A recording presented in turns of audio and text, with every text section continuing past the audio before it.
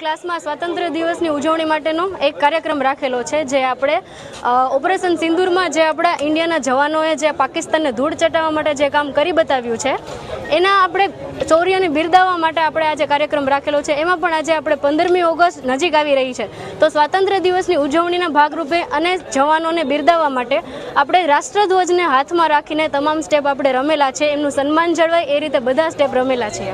ક્લાસીસમાં આજે સ્વાતંત્ર્ય આપણે દિવસ નજીક આવી રહ્યો છે, તો તમામ સ્ટેપ આજે અમે રાષ્ટ્રધ્વજને સાથે લઈ તેનું માન સન્માન જળવાઈ રહે એ રીતના બધા સ્ટેપ્સ આજે અમે રમ્યા છીએ ગરબામાં.